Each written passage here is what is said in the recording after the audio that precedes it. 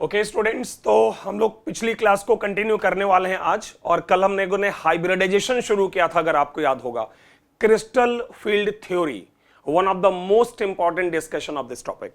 तो उसमें मैंने कुछ चीजें आपको बताई थी। अगर मैं फटाफट आपको याद दिला दूं तो मैंने आपको यह बताया था कि ऑक्टाहेड्रल कॉम्प्लेक्स की अगर बात करें, ऑक्टाहेड्रल, तो ऑक्टाहेड्रल में मैंने आपसे कहा था कि जो ऑक्टाहेड्रल ज्योमेट्री है या उसका जो शेप है ऑक्टाहेड्रन का, तो वो कुछ ऐसे होता है।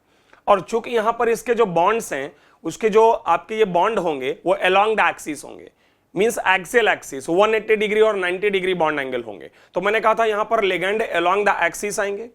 जब वो अलोंग द एक्सिस आएंगे तो आपके डी ऑर्बिटल जो है, इनर डी ऑर्बिटल, जो 5 हमारे इनर डी ऑर्बिटल हैं, मैंने कहा था उनकी वो स्प्लिटिंग कर देते हैं।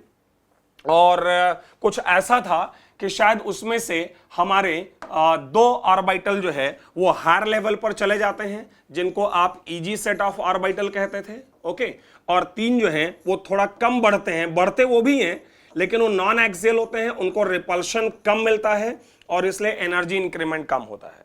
तो ये ऐसे कुछ, मैंने आपको याद हो तो डिस्कशन हमने किया था। उसका एक बारी सेंटर था, एवरेज एनर्जी लेवल, उसके ऊपर ये आपका +0.6 डेल्टा नॉट, और इसके जो नीचे है, चूंकि वो नीचे है इसलिए नेगेटिव -0.4 डेल्टा नॉट, जबकि जो डेल्टा नॉट है ये इसका नेट स्प्लिटिंग का मैग्नीट्यूड है, डेल्टा ऑक्टाहेड्रल।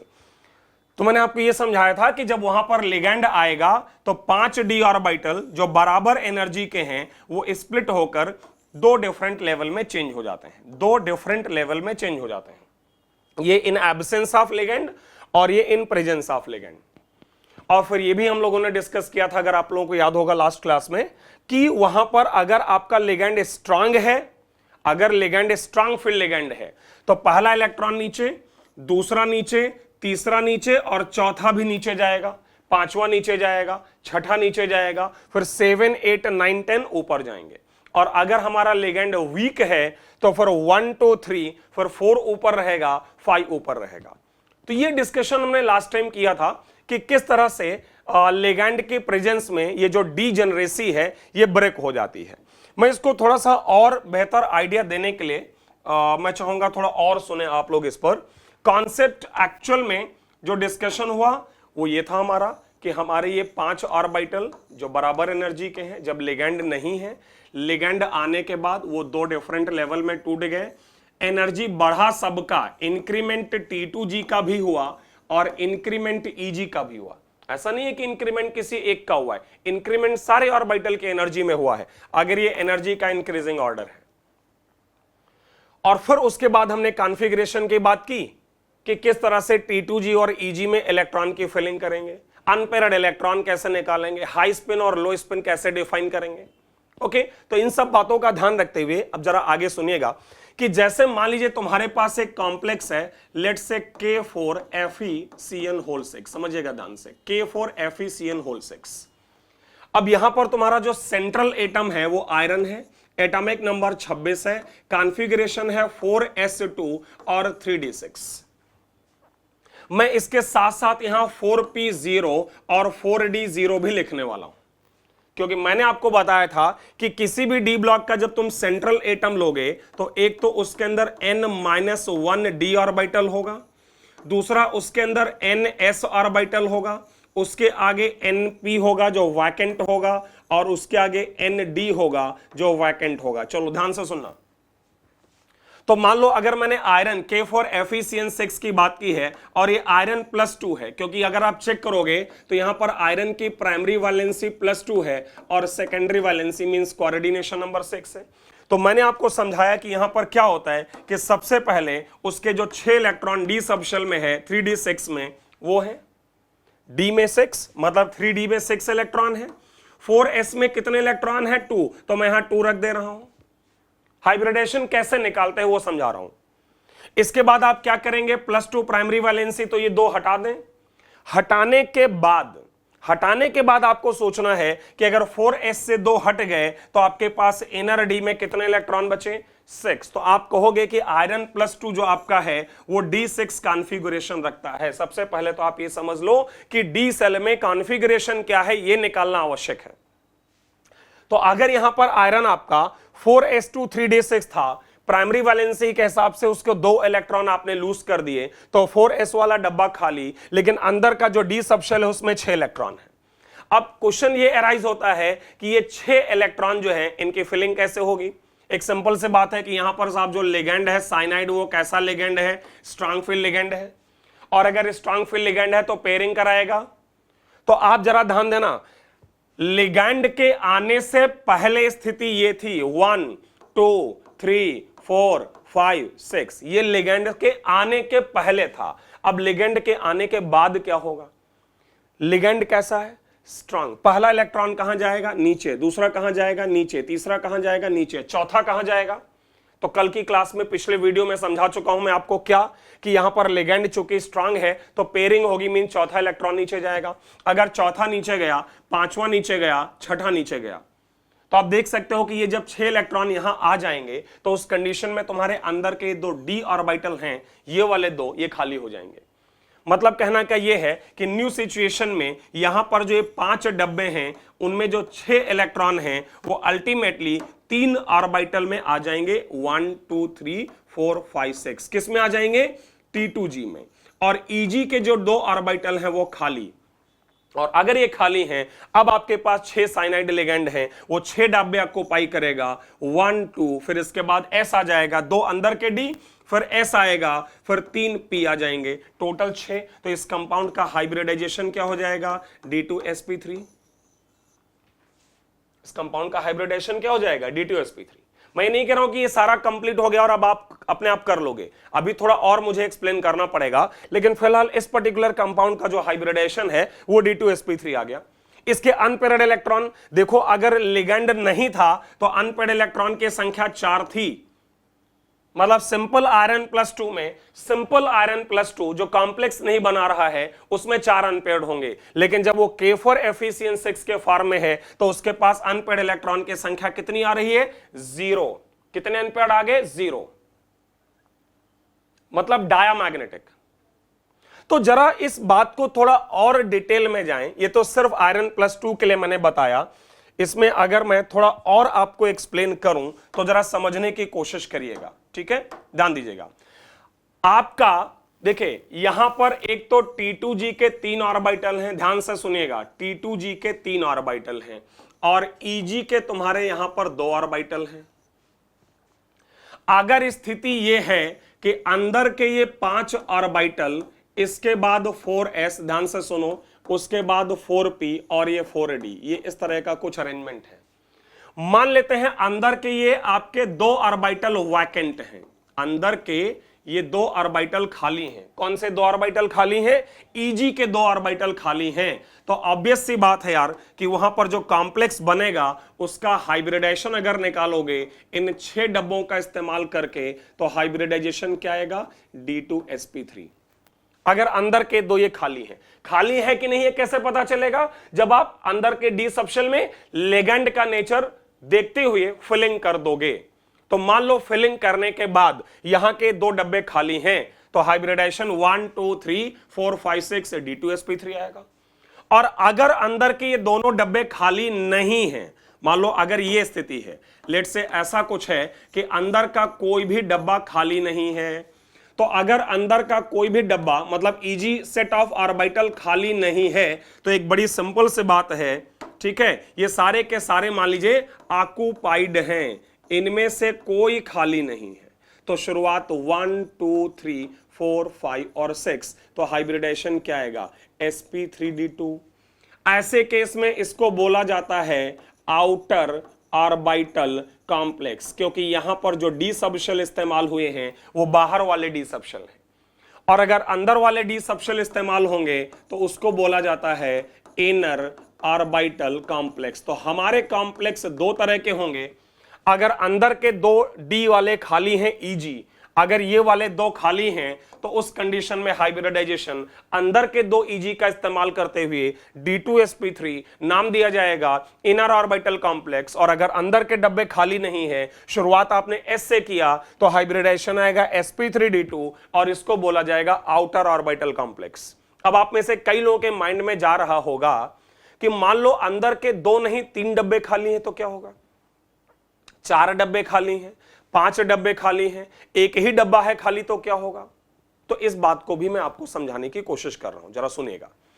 सबसे पहले तो अपने दिमाग में एक बात ये बिठाइए, तुम लोगों ने कभी एटॉमिक स्ट्रक्चर टॉपिक में पढ़ा होगा कि 4s और 3d में अगर आपसे पूछा जाए कि एनर्जी किसकी ज्यादा है, बताओ 4s और 3d में किस ऑर्बिटल की एनर्जी ज्यादा है? तो तुम सबका एक ही जवाब आने वाला है 3d की, और बात भी सही है। लेकिन मैं आपको एक और नई बात बता दूं कि 4s और 3d में से एनर्जी ज्यादा 4s की होती है, एनर्जी आफ्टर फिलिंग, मतलब जब इलेक्ट्रॉन भर देते हो तो 4s और 3d में ज्यादा 4s की है, और यह है बिफोर फिलिंग, इलेक्ट्रॉन भरने से पहले।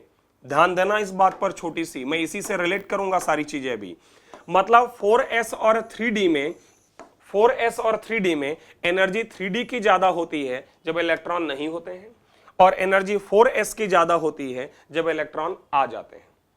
मतलब कहने का मेरा यह है कि n-1 d सबशेल, समझिएगा, n-1 d सबशेल जो इनर d है, इसके बाद ns सबशेल, इसके बाद np सबशेल, और इसके बाद nd सबशेल। सुनते रहिएगा, इसके बाद nd सबशेल।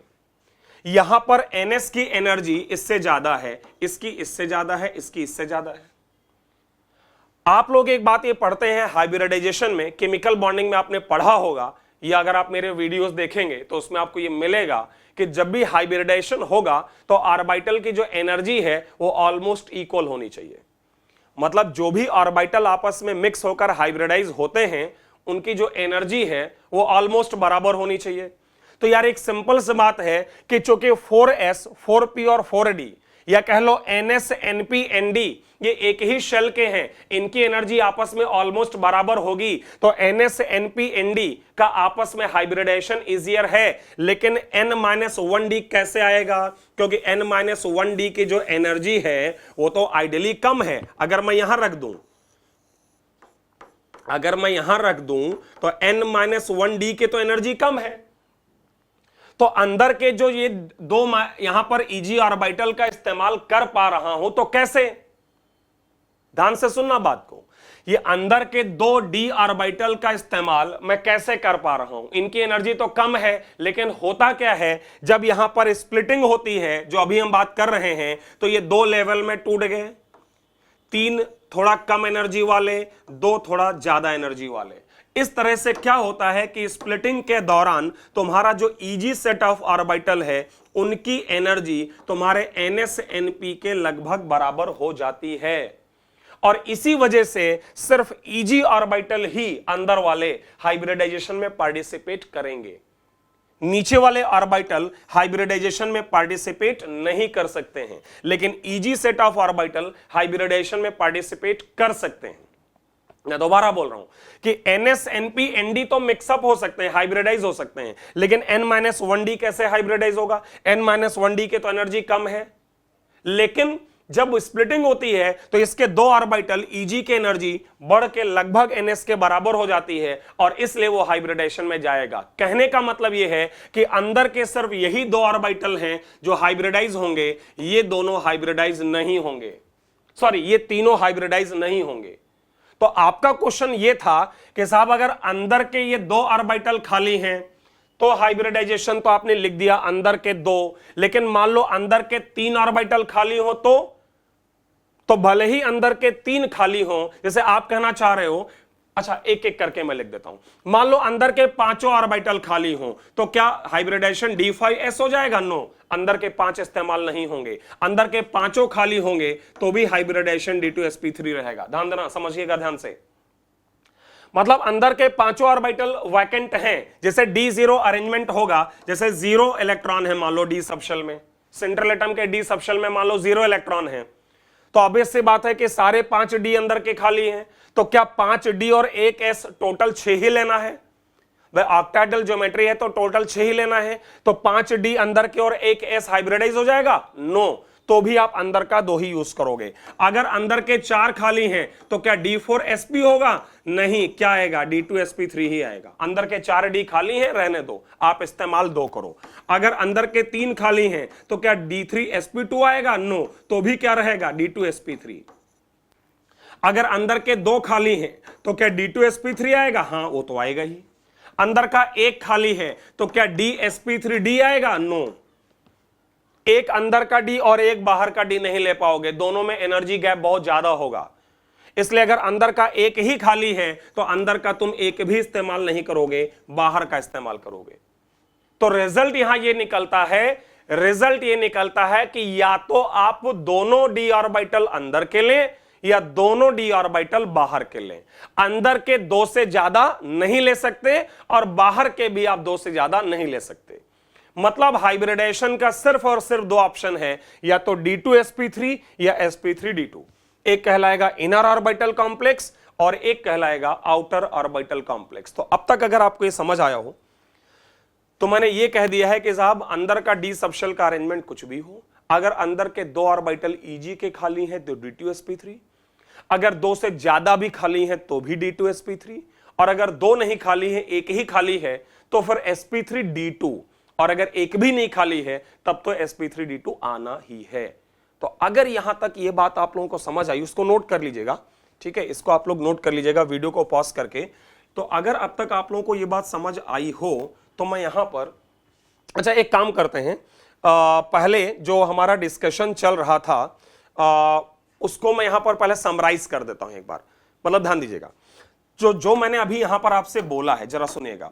जैसे मान लो अगर आपके D सबशेल में 0 इलेक्ट्रॉन है या 1 इलेक्ट्रॉन है या 2 इलेक्ट्रॉन है या 3 इलेक्ट्रॉन है, अगर मान लो अरेंजमेंट ये है, सुनिएगा ध्यान से, मैं यहां पर रिजल्ट समराइज कर रहा हूं, आप इसी को आप लोग फॉलो कर लेंगे, आपके आंसर सेकंड्स में आ जाएंगे। कितना भी लंबा हमने डिस्कशन किया है, आंसर्स आपके सेकंड्स में आएंगे। अगर आपके D सबशेल में D0, D1, D2, D3 arrangement है तो आप लोग खुद ही सोचो कि जब यहां पर आप फिलिंग करोगे, 3 डब्बे यहां, 2 डब्बे यहां, तो D में 0 है तो भी ये खाली है, D में अगर 1 है तो वो 1 नीचे जाएगा, वो खाली है, D में 2 है तो नीचे जाएगा, वो खाली है, D में 3 है तो नीचे जाएगा, वो खाली है। मतलब इनके केस में आपका जो लिगैंड है वो अगर स्ट्रांग फील्ड लिगैंड है, चाहे वीक फील्ड लिगैंड है, और चाहे स्ट्रांग फील्ड लिगैंड और वीक फील्ड लिगैंड का मिक्सचर है, मतलब किसी भी टाइप का वहां पर लिगैंड है, तो आपका जो हाइब्रिडाइजेशन है वो हमेशा D2sp3 आएगा ऑलवेज। एक्सेप्ट, एक एक्सेप्शन है यार, केमिस्ट्री का काम बिना एक्सेप्शन के नहीं चलता है, आप लोग जानते हो, ठीक है। तो एक एक्सेप्शन है, क्रोमियम का कॉम्प्लेक्स है वाटर के साथ CrH2O6+3, आप चेक करना इसका हाइब्रिडेशन D2sp3 आना चाहिए, लेकिन एक्चुअल में sp3d2 होता है। तो इस एक एक्सेप्शन को छोड़ दें तो D0, D1, D2, D3 इन सबका जो हाइब्रिडाइजेशन है ये हमेशा D2sp3 आएगा। क्यों? क्योंकि अंदर के 2 D ऑर्बिटल हमेशा वैकेंट है। ओके, आगे सुनना। अगर मैं बात करूं D8 की, D9 की और D10 की, इन तीनों के केस में अगेन वही चीज है कि तुम्हारा लिगैंड कुछ भी हो, जैसे यहां मैंने तीनों रखा है, कुछ भी हो, हमेशा हाइब्रिडाइजेशन sp3d2 रहेगा। मतलब कॉम्प्लेक्स हमेशा कैसा बनेगा? Outer orbital complex. क्यों आउटर ऑर्बिटल कॉम्प्लेक्स बनेगा? क्योंकि तुम फिलअप करके देख लो, D8 में ऊपर के डब्बे खाली नहीं है, D9 में भी खाली नहीं है और D10 में भी खाली नहीं है। भाई 8 अगर आप भरोगे तो 1 2 3 4 5 6 7 8, कोई भी लिगैंड हो, कोई सा भी लिगैंड हो, ऊपर खाली नहीं है। तो D8, D9, 10 में हमेशा क्या रहा? sp3d2। अगला रिजल्ट सुनिए। अगला रिजल्ट ये है कि अगर आपके पास है D4, D5 और D6, जरा ध्यान दो, अगर इनकी मैं बात करूं और इनके पास लिगैंड स्ट्रांग फील्ड लिगैंड है, देखिए D4 तो 1 2 3 चौथा यहां आएगा, D5 में पांचवा यहां, D6 में छठा यहां। मतलब D4 में, D5 में और D6 में आप भर के देखें ऊपर खाली रहेंगे, इसलिए वहां पर हाइब्रिडाइजेशन क्या आएगा, D2sp3। अगर मैं बात करूं यहां पर इनमें, अगर लिगेंड वीक फील्ड लिगेंड है, अगर वीक फील्ड लिगेंड है तो आप चेक करो ऊपर कभी खाली नहीं मिलेगा, हाइब्रिडाइजेशन sp3d2 आएगा। और अगर स्ट्रांग और वीक का मिक्सचर है, जैसे कई बार ऐसा हो सकता है कि आपको ऐसा कॉम्प्लेक्स दिया जाए कि सेंट्रल एटम के साथ दोनों टाइप के लिगेंड हैं, तो एक्चुअल में उसका आंसर नो कमेंट है, क्योंकि हम बता नहीं सकते कि एक्चुअल में वहां पेयरिंग होगी कि नहीं होगी।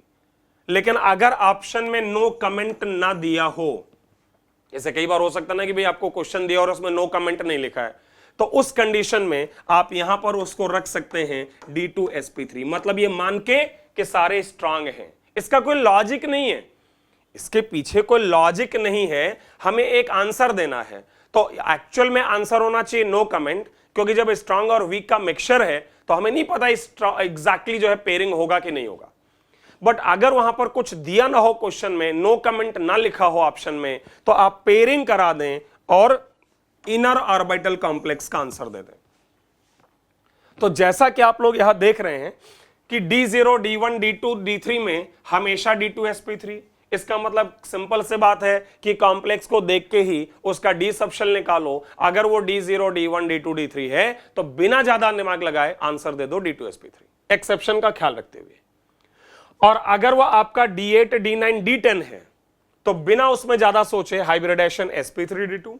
D4, D5, D6 है, स्ट्रांग फील्ड अगर होगा, स्ट्रांग फील्ड होगा तो इनर ऑर्बिटल, वीक फील्ड होगा तो आउटर ऑर्बिटल। अभी इसमें एक बचा हुआ है D7, उस D7 पर अभी मैं बाद में आता हूं। पहले मैं तुम लोगों को एक और जानकारी दे दूं, D7 हमारे लिए थोड़ा सा स्पेशल है, तो उस पर अभी मैं आता हूं बाद में, कि D0, D1, D2 और D3 में आपको अगर याद होगा तो हाई स्पिन और लो स्पिन कॉम्प्लेक्स के लिए आंसर क्या होगा, नॉट एप्लीकेबल। कल ही मैंने बात की है पिछले वीडियो में, अगर आपने देखा होगा अब तक उसको, तो वहां पर मैंने बात की है कि D0 से लेकर D3 तक अनपेड इलेक्ट्रॉन की संख्या स्ट्रांग और वीक में बराबर होती है, इसलिए वहां हाई स्पिन और लो स्पिन का कॉन्सेप्ट अप्लाई नहीं होता है। और ऐसे ही मैंने कहा था D8, D9, D10 में भी नॉट एप्लीकेबल, वहां भी हाई स्पिन और लो स्पिन का कॉन्सेप्ट नहीं लगता है, क्योंकि अनपेड की संख्या सेम आती है स्ट्रांग और वीक के साथ। बट D4, D5, D6 में बात करें, स्ट्रांग के साथ पेयरिंग होगी तो यहां पर लो स्पिन बनेगा, क्योंकि पेयरिंग के बाद स्पिन कम हो जाएगी, और वीक के साथ ज्यादा अनपेड आएंगे तो हाई स्पिन होगा। और इस केस में या तो नो कमेंट, और अगर पेयरिंग करा दोगे तो ऑब्वियसली क्या बोलोगे, लो स्पिन। तो वीडियो को पॉज करके अच्छे से ये लिखें और इसके बाद आप सुनिएगा जो मैं D7 पे चर्चा करने वाला हूं। ओके, लेकिन आप लोग इसको पहले लिख लीजिएगा वीडियो को पॉज करके, और फिर देखते हैं वहां पर जो हम लोग डिस्कशन कर रहे थे। जैसे इस क्वेश्चन में देखो, अभी D7 पर चर्चा नहीं हुई है, तो D7 को मैं अभी समझाऊंगा, उसके बाद ही क्वेश्चन की बात करेंगे। ठीक है, D7 के क्वेश्चन उसको समझने के बाद डिस्कस करेंगे। तो यहां पर देखिए एक एग्जाम्पल के तौर पर लिया गया है कि साहब अगर आपको K4 FeCN6 का हाइब्रिडेशन बताना हो तो कैसे बताओगे। तो वही मैं बता रहा था कि यहां पर आयरन की प्राइमरी वैलेंसी +2 है, सेकेंडरी 6 है, आयरन 4s2 3d6 होता है, तो D में 1 2 3 4 5 और 6 आ गया, और S में 2 आ गए, 4p और 4d वैकेंट है। फिर प्राइमरी वैलेंसी चूंकि +2 है तो तुमने 2 इलेक्ट्रॉन यहां से हटा दिए, तो ये वाला डब्बा खाली। अब अंदर का क्या अरेंजमेंट आएगा, तो देखो यहां पर जो लिगेंड है वो साइनाइड है, और साइनाइड कैसा लिगेंड होता है, स्ट्रांग फील्ड। तो अगर यहां पर D में तुम्हारे 6 इलेक्ट्रॉन हैं और वो वहां भर दिए जाएं और लिगेंड स्ट्रांग है, इस बात का ख्याल रखिए, तो फिर पहला, दूसरा, तीसरा, चौथा, पांचवा और छठा, तो ये दोनों खाली मिल गए आपको।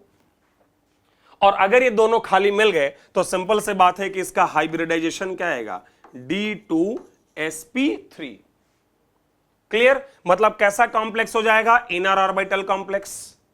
अनपेयर्ड इलेक्ट्रॉन की संख्या का अगर आंसर देना हो तो अनपेयर्ड इलेक्ट्रॉन इसके पास 0 हो गए। मैग्नेटिक मोमेंट म्यू, जिसका कि फार्मूला तुम लोगों ने पढ़ा होगा, Nn+2 बोर मैग्नेटॉन, जहां N क्या है, N है नंबर ऑफ अनपेयर्ड इलेक्ट्रॉन। ये फार्मूला आप लोगों ने एटॉमिक स्ट्रक्चर में पढ़ा होगा टॉपिक में। Nn+2 का स्क्वायर रूट इतने बोर मैग्नेटॉन। तो चूंकि यहां अनपेड इलेक्ट्रॉन 0 है तो इस कंपाउंड का म्यू भी 0 होगा। और क्या जवाब दे सकते हैं, और बता सकते हैं कि ये कॉम्प्लेक्स दिखने में कैसा है, डाया मैग्नेटिक है। और क्या बता सकते हैं, आप कह सकते हैं कि ये एक इनर ऑर्बिटल कॉम्प्लेक्स है, और आप कह सकते हैं कि लो स्पिन कॉम्प्लेक्स है क्योंकि पेयरिंग हुआ है। देखिए लो स्पिन और हाई स्पिन को लेकर स्टूडेंट्स काफी कंफ्यूज होते हैं। कई बार क्लास में भी मैं जब पढ़ा रहा होता हूं तो क्लासरूम में भी वो कई बार कंफ्यूज होते हैं कि ये कैसे हम लोग करेंगे high spin and low spin. मेरा ये कहना है कि बहुत छोटी सी यार बात है, D0 से D3 तक नॉट एप्लीकेबल, D8 से D10 तक नॉट एप्लीकेबल, और D4 से लेकर D7 तक, D4 से लेकर D7 तक अगर स्ट्रांग लिगेंड है, पेयरिंग हो गया है, लो स्पिन, वीक लिगेंड है, पेयरिंग नहीं हुआ है तो हाई स्पिन। तो इस केस में पेयरिंग हुआ है और इसलिए मैंने लिखा है लो स्पिन। तो जब भी आपको हाइब्रिडाइजेशन निकालना होगा तो आप लोगों को बस एक काम ये करना है, देखिए यहां पर शॉर्टकट फॉर हाइब्रिडाइजेशन जो लिखा हुआ है, शॉर्टकट मतलब क्या है, वही जो पीछे अभी मैं रिजल्ट आपको लिखवा रहा था। क्या रिजल्ट लिखवा रहा था, रिजल्ट ये लिखवा रहा था कि D0 है, D1 है, D2 है, D3 है, तो हाइब्रिडाइजेशन क्या लिखना, D2sp3, हाई स्पिन लो स्पिन के लिए क्या लिखना, नॉट एप्लीकेबल, और लिगेंड कुछ भी है। ओके, एक्सेप्शन का ख्याल रखें। फॉर D अगर आपके पास 8 है, D9 है, देखिए बार बार मैं रिवाइज कर रहा हूं इसीलिए कि आप गलती ना करें, आपके दिमाग में बैठ जाइए। D8, D9, D10 में sp3, D2 हाई स्पिन लो स्पिन के लिए नॉट एप्लीकेबल, और लिगेंड कुछ भी हो फर्क नहीं पड़ता। लेकिन जब तुम बात करोगे D4 की, D5 की, D6 की और D7 की, तो इसके लिए मैंने कहा है कि साहब अगर आपका स्ट्रांग लिगेंड है, पेयरिंग हो जाएगी, D2sp3 बताना, और हाई स्पिन लो स्पिन की जगह क्या बोलना, लो स्पिन, क्योंकि पेयरिंग हुआ है। फिर अगर लिगेंड आपका वीक है तो बताना sp3d2, चूंकि पेयरिंग नहीं हुआ है तो हाई स्पिन, क्योंकि अनपेयर्ड ज्यादा होंगे। और अगर स्ट्रांग प्लस वीक का मिक्सचर है तो एक तो मैंने वहां पर बोला है कि आप बोलिएगा नो कमेंट, नो कमेंट, लेकिन फिर यह भी कहा है कि अगर ऑप्शन में नो कमेंट ना हो तो आप पेयरिंग करा के स्ट्रांग मानते हुए D2sp3 आंसर दे दीजिए, और चूंकि पेयरिंग हुआ है तो लो स्पिन। तो ये बिल्कुल एक रिजल्ट है जो आप लोग फॉलो कर सकते हो, ज्यादा कुछ दिमाग नहीं लगाना है। हाँ, D7 पर क्वेश्चन मार्क अभी भी है कि साहब D7 में क्या करेंगे, तो मैं कहूंगा D7 के लिए थोड़ा सा वेट करिए, मैं D7 के डिस्कशन पे आ रहा हूं अभी। यूजुअली कोबाल्ट +2 के कॉम्प्लेक्स होते हैं जो D7 होंगे, तो उनके लिए थोड़ा सा कुछ स्पेशल है, वो अभी आ जाएगा डिस्कशन में हमारे। ओके, तो आगे बढ़ जाते हैं, और इसमें कोई भी क्वेश्चन मैंने D7 का लिया भी नहीं है। तो ये कुछ क्वेश्चन हैं जिनको आपको सॉल्व करना है। इनफैक्ट इसके नीचे भी कुछ क्वेश्चन है, मैं भी आपको सारा दिखा दूंगा। ओके, तो आप लोग क्या करें, इसमें क्या क्या सॉल्व करना है वो मैं आपको एक क्वेश्चन सॉल्व करके बता रहा हूं। ऐसे पहला क्वेश्चन, सेंट्रल एटम कौन है, क्रोमियम। क्रोमियम का एटॉमिक नंबर कितना होता है, 24। तो क्रोमियम का अगर कॉन्फ़िगरेशन लिखा जाए तो आएगा 4s1 and 3d5। थोड़ा एक्सेप्शन भी होता है, आप लोगों को पता है। तो सबसे पहला काम जो आपको करना है वो ये लिख डालिए। इसके बाद देख लीजिए कि वहां पर उसकी कॉम्प्लेक्स में सेंट्रल एटम की प्राइमरी वैलेंसी क्या है। जैसे इस पर्टिकुलर केस में +3 है तो 3 इलेक्ट्रॉन निकाल दीजिए। एक इलेक्ट्रॉन पहले 4s से जाएगा और 2 यहां से जाएंगे, तो अल्टीमेटली डी सबशेल में कितने इलेक्ट्रॉन बचेंगे, 3। तो ये हमारा सबसे पहला काम है कि उसके डी सबशेल में कितने इलेक्ट्रॉन हैं, वही देखो पहला काम आपको करना है। तो इसके डी सबशेल में कितने इलेक्ट्रॉन हैं, D3। और अभी हमने बात की है कि अगर D3 है तो लिगेंड कुछ भी हो, तीनों इलेक्ट्रॉन नीचे भरेंगे, 1 2 3, तो ऊपर के डब्बे खाली, तो सिंपल सी बात है हाइब्रिडाइजेशन D2sp3 है। एक्सेप्शन ये नहीं है। अच्छा, अनपेड कितना आएगा, 1 2 3, तो अनपेड भी 3 आएगा, क्योंकि ये 3 इलेक्ट्रॉन जो नीचे हमारे 3 ऑर्बिटल हैं उन्हीं में एक एक करके जाएंगे, तो ये तीनों आपके अनपेड इलेक्ट्रॉन हो जाएंगे।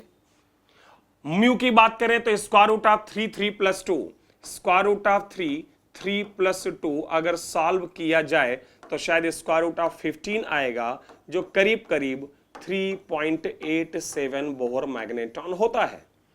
तो चाहो तो 3.87 लिखो और या √15 लिखने दो। हाँ ध्यान रखिएगा, इंटीजर टाइप क्वेश्चन आएगा तो 3.47 को आप ऑलमोस्ट कितना ले लीजिएगा 4, अगर इंटीजर टाइप क्वेश्चन है। और हाई स्पिन लो स्पिन में बात हुई है कि D0 से D3 तक नॉट एप्लीकेबल। तो इस तरह के कुछ क्वेश्चंस हैं, मैं चाहूंगा आप लोग इनको करें, ये भी करें, और ये नीचे भी 2-3 क्वेश्चन और लिखे हैं, तो ये सारे क्वेश्चन आप फटाफट वीडियो को पॉज करें। ओके, वीडियो को पॉज करें और ये सारे क्वेश्चन आप पहले एक बार कॉपी पर सॉल्व कर लो, ठीक है। उसके बाद मैं आपको इनका सॉल्यूशन बता रहा हूं, उसको देखिएगा, ठीक है। तो मैं सॉल्यूशन की तरफ चलता हूं, आप लोग इसको कॉपी पर पहले सॉल्व करिएगा तभी देखिएगा। देखते हैं, ध्यान दो। सेकंड क्वेश्चन में तुम्हारे पास वैनेडियम है, इसका डी सबशेल का कॉन्फ़िगरेशन निकालोगे तो वैनेडियम का एटॉमिक नंबर 22 होता है। कितना होता है? 22। 22 का मतलब कितना हो गया? 22। तो 22 का अगर कॉन्फ़िगरेशन लिखा जाए, 22 का अगर कॉन्फ़िगरेशन लिखा जाए तो देखिए ऐसे आएगा। मैं एक दो क्वेश्चन डिटेल बता दे रहा हूं, फिर मैं इसका आंसर लिख दूंगा। ओके, तो 22 में अगर आप लिखोगे तो शायद वहां पर आएगा 4s2 और 3d2। इसके बाद प्राइमरी वैलेंसी +3 है, अगर आप चेक करो वैनेडियम की भी प्राइमरी वैलेंसी +3 है। 3 इलेक्ट्रॉन निकाल दो, 2 s से गए, 1 यहां से गया, तो d में क्या बचा? 1, मतलब इसका कॉन्फ़िगरेशन है d1। यही काम अगर आप करोगे तो इस टाइटेनियम वाले में आपका जो आंसर आएगा टाइटेनियम। ओके, ये वैनेडियम था, वैनेडियम का कितना होता है? Sorry, 1 minute. वैनेडियम का कितना होता है? 23। वैनेडियम का एटॉमिक नंबर जो है वो 23 है। तो 4s2 3d2 नहीं, 4s2 3d3। तो जब ये निकल गए तुम्हारे इतने 3 इलेक्ट्रॉन, तो शायद इसके डी सबशेल में 1 नहीं, डी सबशेल में कितने इलेक्ट्रॉन बचेंगे? इसके डी सबशेल में 2 इलेक्ट्रॉन बचेंगे। तो यही काम मैं कह रहा हूं कि अगर आप सबके लिए करो, ये D2 होगा, तो सबके लिए करो तो टाइटेनियम में आप चेक करो 22 होते हैं, 3 निकलने के बाद D1। क्रोमियम में आप चेक करिएगा D3। स्कैंडिनेवियम में आप चेक करो D0। मैग्नीज में चेक करिएगा D5। ये तुम्हारा काम है, वैसे ही करना है। ओके, फिर इसके नीचे भी अगर मैं चलूं तो देखिए यहां पर आयरन में आप चेक करेंगे तो आपका आंसर इस केस में आएगा D5। इस केस में जो यहां आंसर आएगा वो आएगा D5। फिर अगले आयरन में भी आप चेक करो D5 और लास्ट वाले में भी चेक करिए D5। तो सबसे पहला काम डी सबशेल में कितने इलेक्ट्रॉन हैं। इसके बाद अगला स्टेप हमारा अब हाइब्रिडाइजेशन निकालना है। तो देखिए फटाफट आंसर आपके आ जाएंगे, कैसे जरा ध्यान दो। जब ये D2 है तो ऑब्वियस सी बात है नीचे वाले दो इलेक्ट्रॉन भर जाएंगे और ऊपर के डब्बे खाली रहेंगे। अनपेड इलेक्ट्रॉन 2, ये आएगा √8 और not applicable. Next case D1, 1 electron नीचे रहेगा, ऊपर के डब्बे खाली। D2 sp3 unpaired 1 √3 Bohr magneton, not applicable. Next अगला D3, तीनों इलेक्ट्रॉन नीचे, तो हाइब्रिडाइजेशन D2 sp3।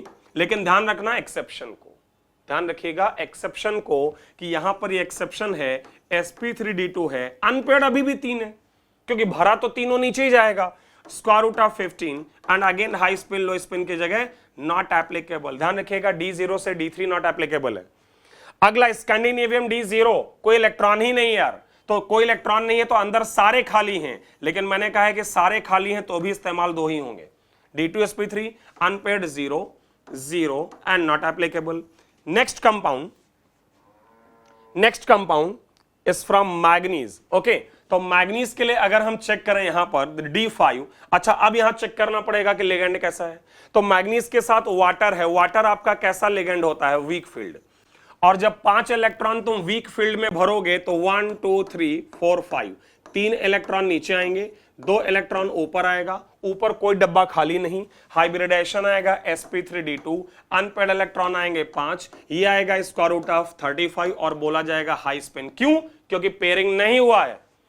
और D4 से लेकर D7 तक अगर पेयरिंग नहीं होगा तो हाई स्पिन क्योंकि अनपेड ज्यादा होंगे, और पेयरिंग होगा तो लो स्पिन क्योंकि अनपेड कम होंगे। नेक्स्ट क्वेश्चन में D5 ही है, लेकिन यहां पर एक छोटा सा अंतर है कि जो साइनाइड है वो स्ट्रांग फील्ड लिगेंड होता है। और अगर ये स्ट्रांग फील्ड लिगेंड है तो जब यहां पर तुम फिलअप करना शुरू करोगे तो 1 2 3 4 5 ऊपर के डब्बे खाली रहेंगे, और इसलिए हाइब्रिडाइजेशन आ जाएगा ये D2 sp3, अनपेड इलेक्ट्रॉन आपको 1 नजर आएगा, √3 एंड लो स्पिन क्योंकि पेयरिंग हो गया। नेक्स्ट क्वेश्चन, SCN- कैसा लिगेंड है? वीक फील्ड लिगेंड है। NCS- कैसा है? स्ट्रांग फील्ड लिगेंड है। ये 2018 जेईई एडवांस का क्वेश्चन है, ये 2018 जेईई एडवांस में पूछा गया था। पूछा गया था कि इन दोनों के मैग्नेटिक मोमेंट में डिफरेंस कितना है, दोनों के मैग्नेटिक मोमेंट में डिफरेंस कितना है। तो यार देखो, जब वीक के पास साथ आएगा तो ये sp3d2 आएगा, उस कंडीशन में अनपेयर्ड 5, ये स्क्वायर रूट ऑफ 35 और हाई स्पिन रहेगा। और जब ये SCN माइनस स्ट्रांग के साथ आएगा तो पेयरिंग होने के बाद D2sp3 हो जाएगा, अनपेयर्ड 1 रहेगा, स्क्वायर रूट ऑफ 3 और शायद लो स्पिन। अब इन दोनों का डिफरेंस बताना था, जो आप इजीली कर सकते हो। तो ये इस तरह से हम क्वेश्चंस हैं जिनके डी सबशेल को लिख के ही सारा काम करना है। सबसे पहला काम डी सबशेल लिखना है। होप कि आपको ये क्लियर हुआ है। अगर मैं थोड़े और बेहतर क्वेश्चंस की तरफ चला जाऊं, लेकिन उन क्वेश्चंस को समझाने से पहले मैं चाहता हूं कि तुम्हें D7 एक्सप्लेन कर दूं। मैं आपको पहले D7 समझाना चाहूंगा, वो D7 एक्सप्लेन कर दूं, उसके बाद जो है मैं वापस आता हूं उन क्वेश्चंस पर। जरा समझने की कोशिश करिएगा। अगर आपका D7 वीक फील्ड लिगेंड के साथ है तो उस कंडीशन में आपके पास जो अरेंजमेंट है वो कुछ ये है, पेयरिंग नहीं होगा 1 2 3 4 5 6 एंड 7।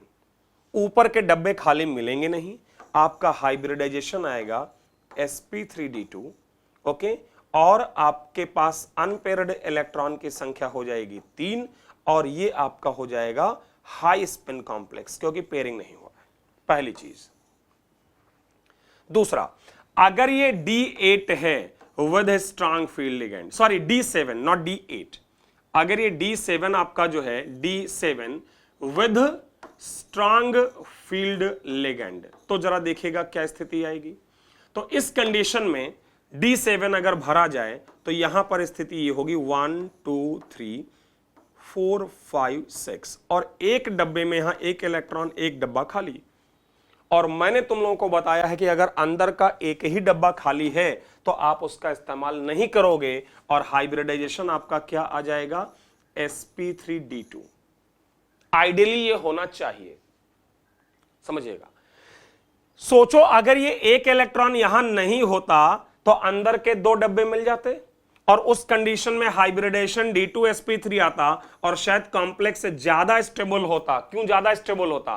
क्योंकि आपका जो लिगेंड है वो सेंट्रल एटम के न्यूक्लियस के ज्यादा पास आता। बात को ध्यान दो, लास्ट टाइम भी मैंने कहा था कि हमारा सेंट्रल एटम जो है उसके हमेशा पड़ोस में लिगेंड बैठना चाहता है।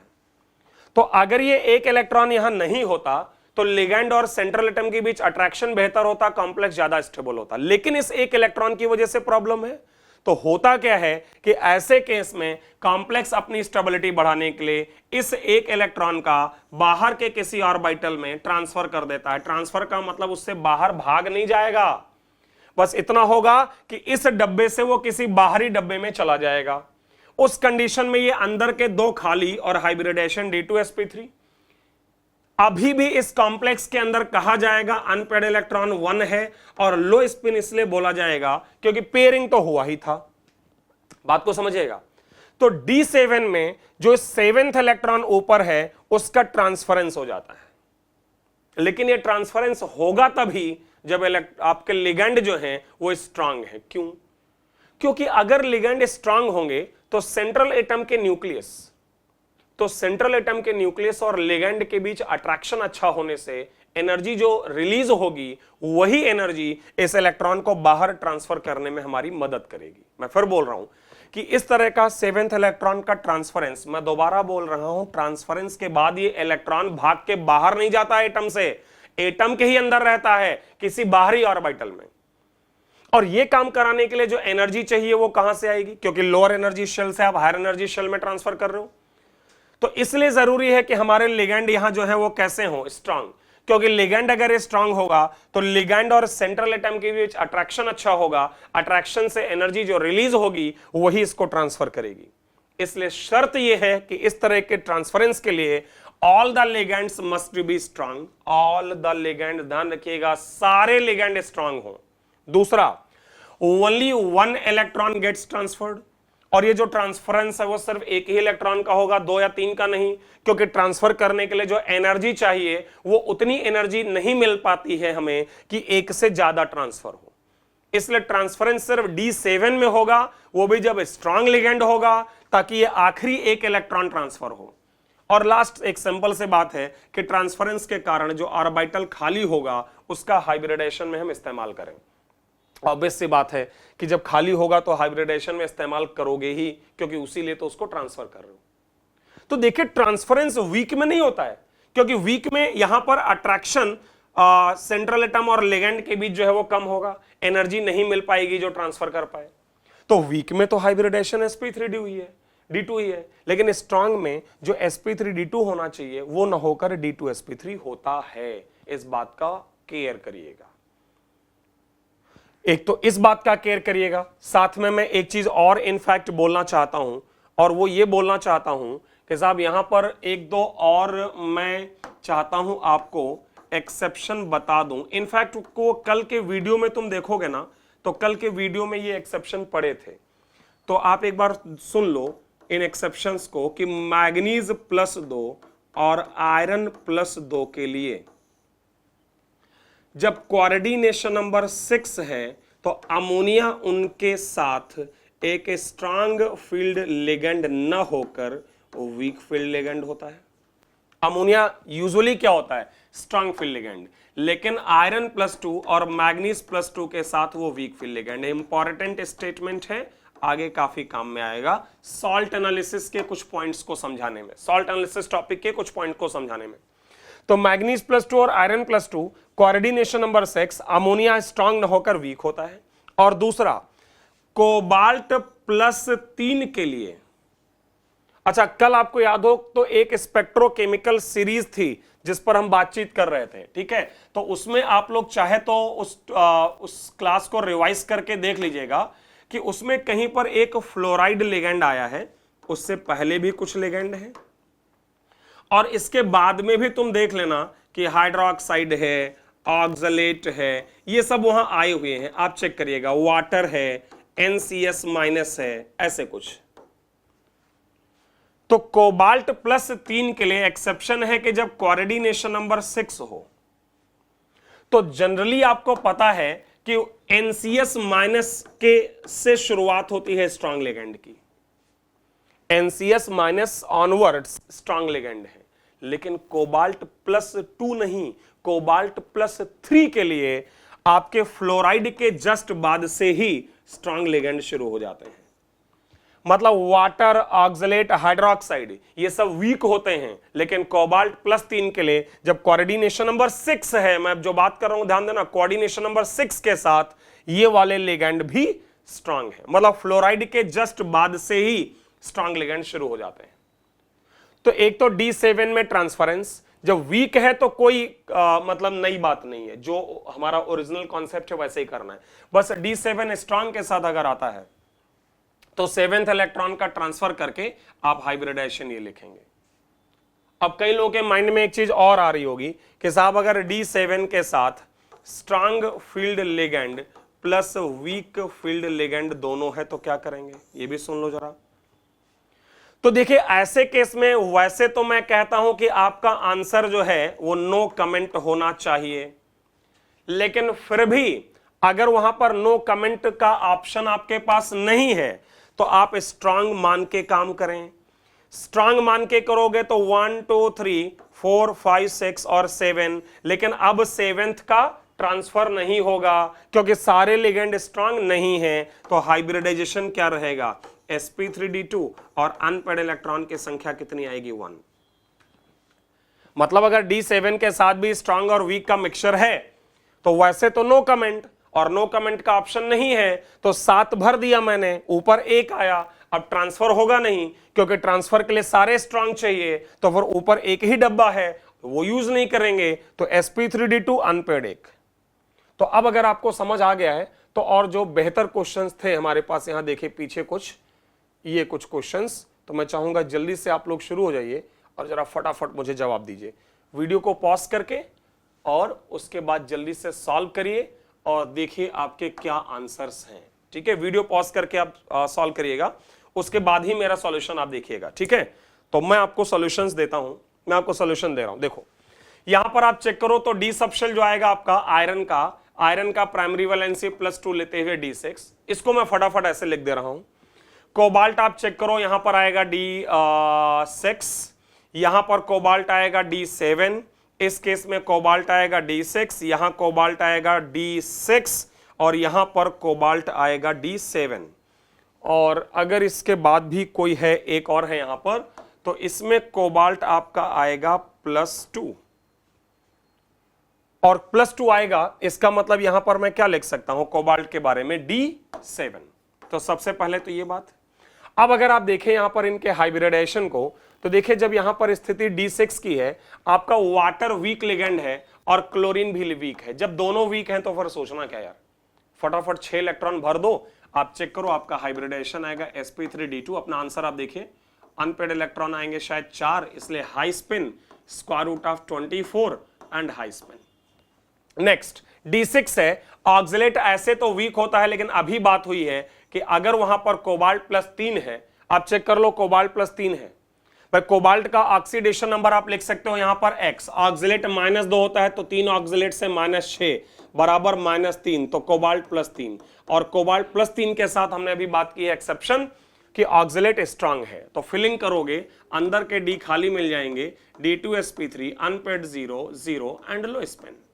Next case, this is again देखो D7, लेकिन ये जो तुम्हारा D7 है ना, ये आपका जो D7 है वो D7 वाटर के साथ है, और वाटर कैसा लिगेंड होता है, वीक लिगेंड। अब आप में से कुछ लोगों को लग रहा होगा यार अभी तो एक्सेप्शन में पढ़ा है कि वाटर कोबाल्ट के साथ स्ट्रांग है। वाटर कोबाल्ट के साथ स्ट्रांग है, लेकिन कोबाल्ट +2 के साथ नहीं, कोबाल्ट +3 के साथ।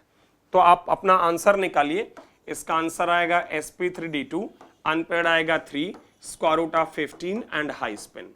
नेक्स्ट वन अगेन D6 है और यहां वाटर है, वाटर स्ट्रांग फील्ड है D6 के साथ, मतलब कोबाल्ट +3 के साथ वाटर स्ट्रांग है। ये एक्सेप्शन हो गया तुम्हारा, ये भी यहां एक्सेप्शन था। तो D6 की फिलिंग करा दो, हाइब्रिडाइजेशन आएगा D2sp3 unpaired 0 0 and low spin. Next question, cobalt again D6, लेकिन फ्लोराइड कैसा है, वीक लिगेंड, हाइब्रिडाइजेशन है। मैं सिर्फ आंसर लिख रहा हूं एक माइनर एक्सप्लेनेशन के साथ, ठीक है, क्योंकि आपने कर ही लिया होगा। Unpaired 4 4 and high spin. Next is again cobalt, लेकिन यहां पर स्ट्रांग और वीक दोनों हैं। जैसा मैंने कहा है कि जब स्ट्रांग और वीक दोनों हो तो आप स्ट्रांग मान के काम करो, या तो नो कमेंट या स्ट्रांग मान के। और अगर D7 में मैं स्ट्रांग मान के काम करूंगा तो आंसर यहां पर तुम्हारा आएगा D2sp3। ध्यान रखिएगा, ट्रांसफरेंस नहीं होगा यहां। वैसे D7 के साथ स्ट्रांग मान के ट्रांसफरेंस है, लेकिन ट्रांसफरेंस तब होता है जब सारे स्ट्रांग हो, और यहां सारे स्ट्रांग नहीं है। तो D2sp3 unpaired 1 √3 and low spin. And the last question is NO2, और यहां पर भी D7 है, लेकिन यहां ये सारे स्ट्रांग हैं, तो ट्रांसफरेंस होगा क्योंकि नाइट्राइट स्ट्रांग लिगेंड और सारे स्ट्रांग हैं। तो 7वां इलेक्ट्रॉन जब इसका हट जाएगा तो हाइब्रिडाइजेशन क्या आएगा, D2sp3, सॉरी यहां D2sp3 नहीं होगा, यहां क्या होगा sp3d2, क्योंकि यहां ट्रांसफरेंस नहीं हुआ होगा, यहां ट्रांसफरेंस नहीं हुआ होगा, इसलिए sp3d2, यहां हो गया होगा इसलिए D2sp3। अनपेड तो एक रहेगा ही, क्योंकि जो ट्रांसफर हुआ है वो कहीं ना कहीं तो बाहरी डब्बे में होगा। ओके, तो ये है ये ट्रांसफरेंस जो मैंने आपको एक्सप्लेन किया था यहां पर। और ये आपके कुछ और क्वेश्चंस हैं जो और बेहतर क्वेश्चंस हैं कह सकते हैं। तो इन क्वेश्चंस को हमको सॉल्व करना है, इस बात का ख्याल रखते हुए कि जरा देखिएगा कि ये थोड़े से डिफिकल्ट लेवल के क्वेश्चंस होंगे, तो आपको थोड़ा केयरफुल रहना पड़ेगा। जैसे इस वाले में तो आयरन इजियर है, +2 है, साइनाइड स्ट्रांग लिगेंड है, NO वीक है, लेकिन हम लोग ओवरऑल क्या मान लेंगे, स्ट्रांग मान लेंगे। तो स्ट्रांग जब मान लेंगे और ये D6 अरेंजमेंट आएगा आयरन का, +2 है, तो इलेक्ट्रॉन अगर आप भरोगे तो सभी 6 इलेक्ट्रॉन नीचे आ जाएंगे, क्योंकि आप स्ट्रांग लेकर करेंगे, ऊपर के दोनों डब्बे खाली, तो इसका हाइब्रिडाइजेशन आ जाएगा D2sp3। और इसके पास अनपेड इलेक्ट्रॉन की संख्या 0, तो इसलिए इसको हम कह सकते हैं डायमैग्नेटिक एंड लो स्पिन। फिर यहां पर देखिए आपके पास एक कोबाल्ट का कॉम्प्लेक्स है वाटर के साथ, +2 के साथ, +2 का मतलब D7, और +2 के साथ वाटर स्ट्रांग नहीं वीक है, तो ये इसीलिए लिखा है क्योंकि D7 अगर वीक के साथ है तो ट्रांसफरेंस नहीं होगा। तो आप चेक करो, इसका हाइब्रिडाइजेशन sp3d2 आएगा, क्योंकि जब आप 7 भरोगे ना तो 1 2 3 वीक है, 4 5 6 7, तो ऊपर आपको खाली नहीं मिलेगा। बाकी अनपेड इलेक्ट्रॉन वगैरह आप बता ही सकते हो। ओके, नेक्स्ट यहां पर अगर आप देखें तो यहां पर कोबाल्ट +3 है और ये स्ट्रांग लिगेंड है। कोबाल्ट +3 का मतलब साहब क्या होता है, D6, और अगर स्ट्रांग लिगेंड है तो 1 2 3 4 5 6, तो ऊपर के दोनों डब्बे खाली, और अगर ऊपर के दोनों खाली तो हाइब्रिडेशन D2sp3, बाकी सारी कहानी आप बता ही सकते हो। एक क्वेश्चन देखें यहां पर आपको दिख रहा होगा ब्राउन रिंग करके जो लिखा हुआ है, ठीक है। तो इस क्वेश्चन को मैं आपको यहां पर आगे समझाता हूं जरा। बहुत बार पूछा गया है ये क्वेश्चन, आपका ब्राउन रिंग से रिलेटेड जो क्वेश्चन है, ठीक है। इसमें क्यों ये पूछा गया है इसको जरा समझने की कोशिश करिएगा। देखिए यहां पर आपका जो Fe है आयरन, वो आपका प्राइमरी वैलेंसी वहां +1 है। क्यों ये पूछा गया है, मतलब क्या स्पेशल है, और जब आप इसको लिखोगे तो ये आएगा 4s2 और 3d6, क्योंकि 26 होता है, लेकिन जब आप उसमें एक इलेक्ट्रॉन निकाल दोगे तो ये हो जाएगा 4s1 3d6। अब कंफ्यूजन हमें इस बात का होता है कि D में तो 6 इलेक्ट्रॉन हैं हमारे, वो तो ऐसे हैं 1 2 3 4 5 6 लिगेंड आने से पहले, और S में एक इलेक्ट्रॉन है, और P और D वैकेंट है, P और D यहां पर वैकेंट है। अब समस्या इस बात की है कि जब तुम यहां पर लिगेंड लाओगे और उसकी प्रेजेंस में कॉन्फ़िगरेशन डिसाइड करोगे, तो देखिए ये कॉम्प्लेक्स है तुम्हारे पास ब्राउन रिंग, यहां पर वाटर भी वीक लिगेंड है और NO+ भी वीक है। तो अगर वीक वीक का कॉम्बिनेशन तो ओवरऑल वीक, तो जब इनको भरोगे इन 6 इलेक्ट्रॉन्स को तो 1 2 3 और 4 5 6 ये हो जाएगा, और फिर S में 1 और 3 P और 5 D। अंदर का D आपको खाली नहीं मिलेगा, वो बात तो ठीक है यार, लेकिन समस्या है कि जब S ही नहीं मिलेगा तो हाइब्रिडेशन तुम sp3d2 लिखोगे कैसे, क्योंकि s ऑर्बिटल में भी एक इलेक्ट्रॉन भरा है। अभी तक ऐसा कोई कॉम्प्लेक्स हमको नहीं मिला जिसमें s में इलेक्ट्रॉन हो, और अगर s में इलेक्ट्रॉन बचा हुआ है तो उस कंडीशन में sp3d2 कैसे बनाओगे। तो इसका सॉल्यूशन, या अगर आप ज्यादा दिमाग नहीं लगाना चाहते हैं, अगर आप ज्यादा दिमाग नहीं लगाना चाहते हैं तो उसमें तो एक शॉर्टकट बोलूंगा कि कभी भी अगर ऐसा हो तो s का इलेक्ट्रॉन D को दे देना। मतलब क्या करना कि जैसे यहां पर ये 4s1 3d6 है ना, तो इसको चेंज करके d7 कर देना, 3d7, मतलब s वाला इलेक्ट्रॉन D को ट्रांसफर कर देना। क्यों कर देना मत पूछना, क्वेश्चन पूछोगे तो फिर मैं डिटेल पे जाऊंगा, उस डिटेल को भी अभी बता रहा हूं। लेकिन अगर क्वेश्चन सॉल्व करना है, चुपचाप आंसर चाहिए, तो फिर कई बार ना ज्यादा दिमाग नहीं लगाते हैं, आंसर चाहिए फटाफट आपका आंसर आ जाएगा एडवांस लेवल पर भी। मतलब अगर S का इलेक्ट्रॉन बचे तो D को ट्रांसफर कर दो, आपका आंसर आ जाएगा, D में 7 हो जाएगा, एक इलेक्ट्रॉन और यहां भर दो, अनपेड इलेक्ट्रॉन की संख्या 3 आ जाएगी, और यह बात एक्सपेरिमेंटली प्रूव भी हो सकती है, और हो क्या सकती है, हुई है। तो क्वेश्चन ये आता है कि S वाला इलेक्ट्रॉन D में ट्रांसफर क्यों कर दिया। तो एक तो है कि बस कर देना है, और दूसरा पॉइंट यह है कि एक्चुअल में अगर आप देखो तो यहां इस ब्राउन रिंग के अंदर जो आपके पास Fe H2O होल 6 NO है ना, whole 5 in fact, whole 5 NO SO4, यहां पर आयरन का आइडियली चार्ज +2 था, +2। क्यों +2 था, क्योंकि एक्चुअल में शुरुआत में ये न्यूट्रल था, जब ये न्यूट्रल था तो इसका पॉजिटिव चार्ज +2 था, और जब ये +2 था तो 4s2 और 3d6 में से 2 निकलकर ये एक्चुअली d6 था। लेकिन फिर बाद में मैंने तुम लोगों को समझाया था कि जो NO होता है वो एक एक्स्ट्रा इलेक्ट्रॉन सेंट्रल एटम को देकर खुद को NO+ में बदल लेता है। देखिए ये एक्सप्लेनेशन आपके लिए आवश्यक नहीं है, बिल्कुल भी मैं क्लियर कर दूं, लेकिन आप में से किसी को अगर जानना है कि ऐसा क्यों होता है, मैं तब के लिए बता रहा हूं। तो एक्चुअल में जब NO इसको एक इलेक्ट्रॉन नहीं दे रहा होता है तब ये +2 होता है, लेकिन जब ये एक इलेक्ट्रॉन मिल जाएगा तब एक इलेक्ट्रॉन को ये एक्स्ट्रा गेन करके इसका प्राइमरी वैलेंसी +1 होता है। मतलब शुरुआत में ये +2 होता है, 4s2 3d6 क्या होता है, d6, और जब ये एक एक्स्ट्रा इलेक्ट्रॉन मिलता है D को तो वो d6 से बदल के d7 जाता है।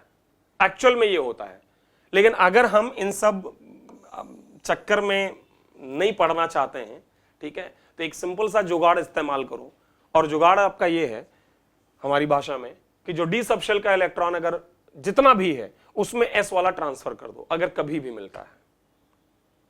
ओके, तो ये आपका एक और बेहतर क्वेश्चन था।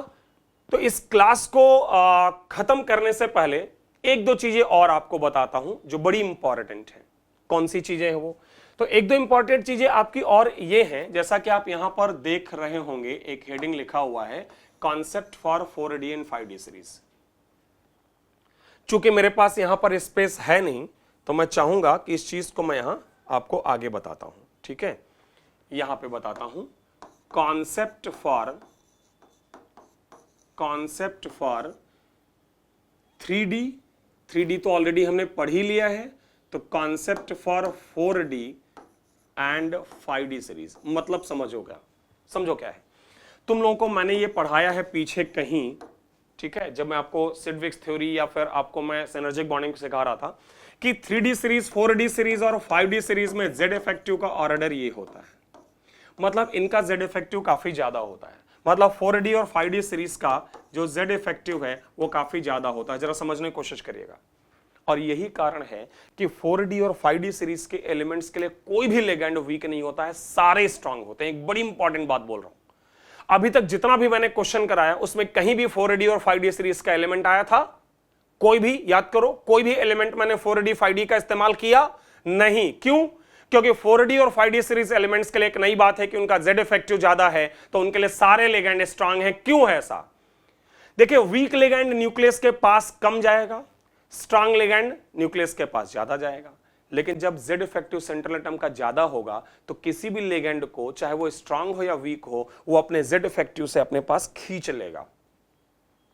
मतलब आपके 4D और 5D सीरीज एलिमेंट्स के लिए लिगैंड का नेचर इंपॉर्टेंट नहीं है, क्योंकि कोई भी लिगैंड होगा वो अपने Z इफेक्टिव से अपने पास खींचेगा। मतलब रिजल्ट ये है कि 4D एंड 5D सीरीज के लिए सारे लिगैंड कैसे हैं? स्ट्रांग लिगैंड है। इस बात को ध्यान दो और सोचो इस बारे में जो मैंने बोला है। और यही कारण है कि अगर आपके पास 4D और 5D सीरीज के क्वेश्चंस हों, जैसे COF6-3 है आपके पास, मान लीजिए कोबाल्ट की जगह मान लीजिए मैं रोडियम ले लूं, RHF6 लेट से -3 है, या IRF6-3 है, इरिडियम IRF6-3, इन तीनों का जो कॉन्फ़िगरेशन है वो आप चेक करिए तो D6 है। कोबाल्ट भी D6 है, रोडियम भी D6 है और इरिडियम भी D6 है। अंतर बस ये है कि ये 3D सीरीज का है, ये 4D सीरीज का है और ये 5D सीरीज का है। फ्लोराइड तुम्हारा वीक लिगैंड होता है, तो कोबाल्ट के साथ जब जाओगे तो हाइब्रिडाइजेशन इसका sp3d2 आएगा, अनपेड इलेक्ट्रॉन चेक करो 4 आएगा, स्क्वायर रूट ऑफ 24 और कॉम्प्लेक्स रहेगा हाई स्पिन।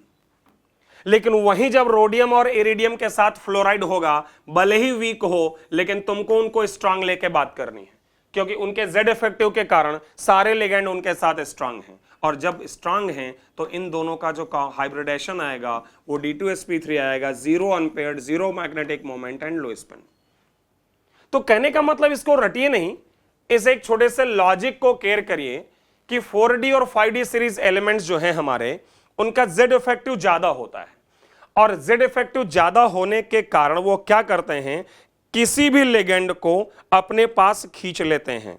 अगर लिगैंड तुम्हारा स्ट्रांग है तो वो तो स्ट्रांग है ही, और जो वीक है उसको भी अपने पास खींच लेंगे। ओके, तो इस बातचीत को अब खत्म करने से पहले एक लास्ट पॉइंट जो मैं यहां पर चाहूंगा कि आप लोग बस हेडिंग देख लें, इसके बारे में थोड़ा सा आप लोग पढ़िएगा, और कल की जब मैं क्लास शुरू करूंगा तो यहीं से शुरुआत कर लूंगा। ओके, देखिए कोऑर्डिनेशन नंबर 6 के लिए हम लोग डिस्कशन कर रहे हैं। कोऑर्डिनेशन नंबर 6, ध्यान रहे, CFT crystal field theory for coordination number 6। तो अगली क्लास में मैं कोऑर्डिनेशन नंबर 4 पर मेनली जाऊंगा, बट उससे पहले मैं ये डिस्कस करूंगा। यहां आप देख सकते हैं tetragonal distortion in octahedral complexes, जिसको जिन्होंने डिस्कवर किया उनके नाम पर कहते हैं जॉन टेलर टेट्रागोनल डिस्टॉर्शन या जॉन टेलर डिस्टॉर्शन। तो ये जॉन टेलर डिस्टॉर्शन या tetragonal distortion in octahedral complexes क्या होता है? अगर आप अपने एंड से भी कुछ पढ़ना चाहते हैं तो पढ़ लीजिए। कल की क्लास जब शुरू करेंगे तो यहीं से शुरुआत करेंगे, और इसके बाद आपका CFT फॉर कोऑर्डिनेशन नंबर 6 खत्म हो जाएगा। तो तब तक के लिए आप लोग पढ़ते रहिए, फिर आगे और हम लोग बातचीत करेंगे। Thank you.